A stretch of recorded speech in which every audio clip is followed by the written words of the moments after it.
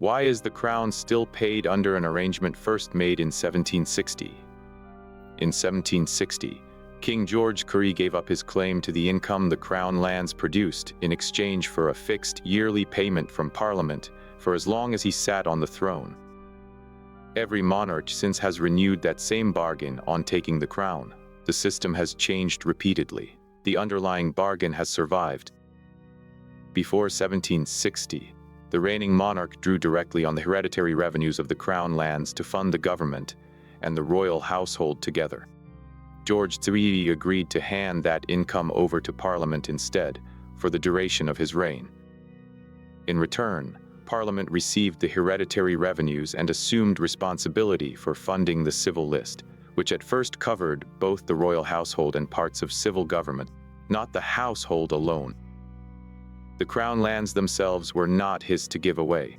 They were already held by the sovereign only in right of the crown, a corporate possession tied to the office rather than personal property that could be sold, inherited, or kept.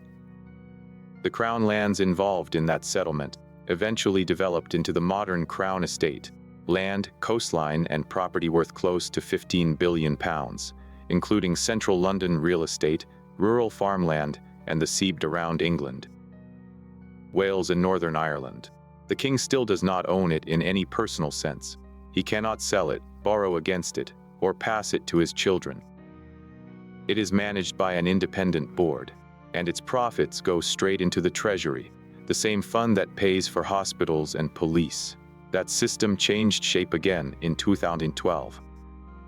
The civil list ended, and the sovereign grant took its place. Public funding for the monarchy's official duties, calculated by reference to the crown estate's profits from 2 years earlier, rather than paid out of those profits directly. The starting rate was 15%. In 2017, Parliament raised it to 25%, not because of any windfall but to fund a specific, named project, a 10-year resurfacing of Buckingham Palace, replacing electrical cabling, plumbing and heating that had not been updated since the 1950s. An options appraisal that year had already found the palace's low-voltage switchgear beyond its safe working life, with spare parts growing harder to source with each passing year. The plan at the time was to return to 15% once that work was finished. The wind farms changed the arithmetic before the repair work even finished.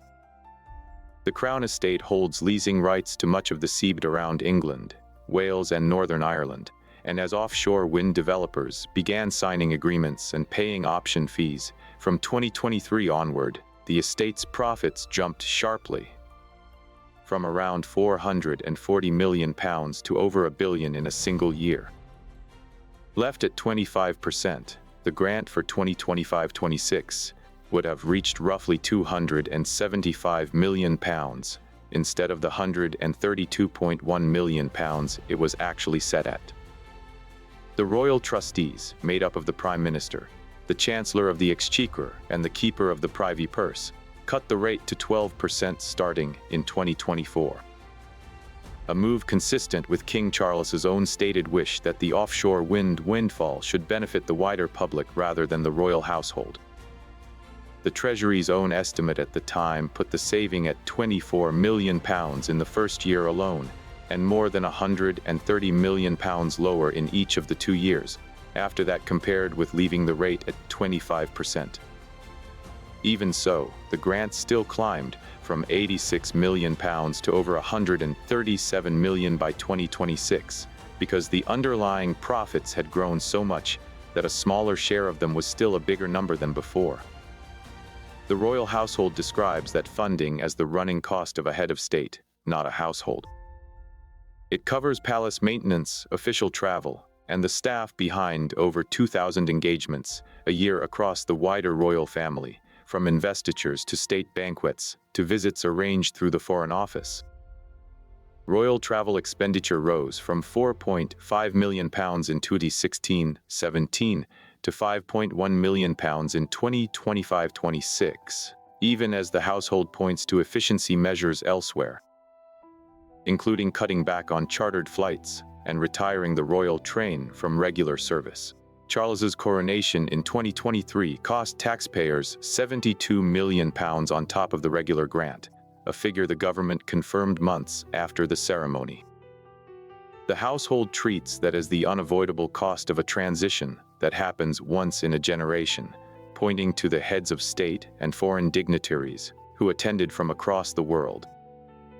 In a ceremony that had not been performed in Britain for 70 years, Republic, the campaign group pushing to replace the monarchy with an elected head of state, cites the coronation bill as evidence that a single ceremonial event can cost more than an entire year of core sovereign grant, which has run at roughly £52 million a year in recent accounts. Its chief executive, Graham Smith, has called the funding formula mad, and the group's own published estimate puts the full cost of the monarchy, once security spending, event policing and tax exemptions are counted, at well over £500 million a year, several times the headline grant figure. Security costs in particular are never published. The government pays them, but the total has never been disclosed, and estimates range from a few £1,000,000 to considerably more. When the grant itself jumped by tens of millions of pounds in a single year, Smith called the rise scandalous.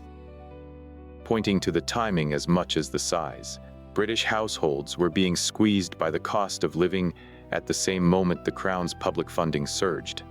A separate criticism sits just outside the sovereign grant altogether.